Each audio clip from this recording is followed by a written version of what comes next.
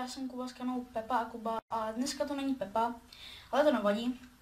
Do you ever look at someone and wonder what is going on inside their head? 貴様の拳などかほどにも効かんわい。お前はもう死んでいる。何？もうは匠できれぶ。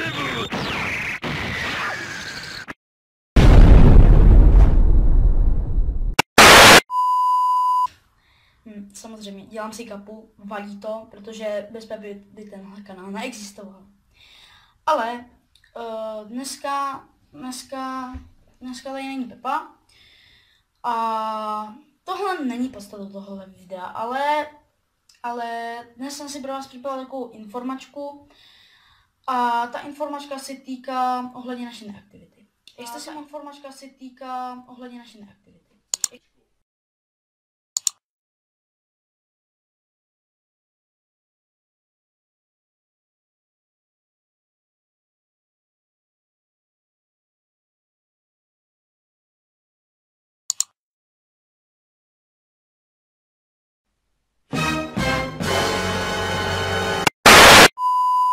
V posledních dnech na našem YouTube kanále povšimnout, že máme takovou trošičku menší neaktivitu. Je to z důvodu toho, že Pepa teďka nastupuje na školu do Brna a my jsme tak nějak neměli jakoby čas, no.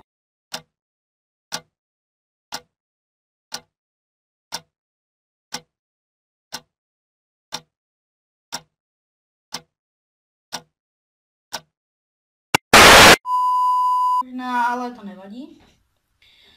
No a prostě jsme neměli čas. Určitě speciál bude, to vám můžu zaručit a můžete dolů do komentů psát, co byste chtěli za ten speciál. Já si myslím, že by to mohl být třeba takový whisper challenge. Uvidíme, vymyslíme to, můžete nám psát nějaký nápady. Teďka nedávno do našeho týmu, do našeho studia nastoupil jeden klučina, který se jmenuje Adam. Yep, that's me. Mohl sra uploady, jak jste si mohli všimnout, jsou to fakt libový videa. A budeme teďka všechno chtít zreuploadovat a všechno tak nějak jakoby zlepšit se a trošku to vyhypovat nahoru prostě. Jakoby chtěli jsme začít prostě nově prostě viděli jste, že nový banner, nový logo, začínají se dělat i pořádný náhledovky na videa. Videa jsou lípe sestříhaný, to je všechno díky také tomu Adamovi. A chtěli jsme začít tak voznova. A moc se omlouváme za tu neaktivitu, hrozně si vážíme toho čísla 100 odběratelů, je to pro nás strašně moc velký číslo. A určitě pište, co byste chtěli. A my se vám strašně omlouváme za tu neaktivitu, ale bohužel to nějak nepůjde. Uvidíme, když bude ten nejbližší termín.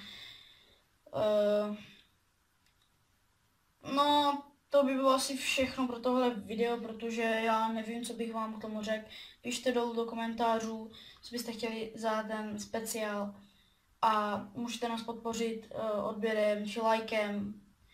A já se u dalšího videa s váma budu zase těšit. Ahoj.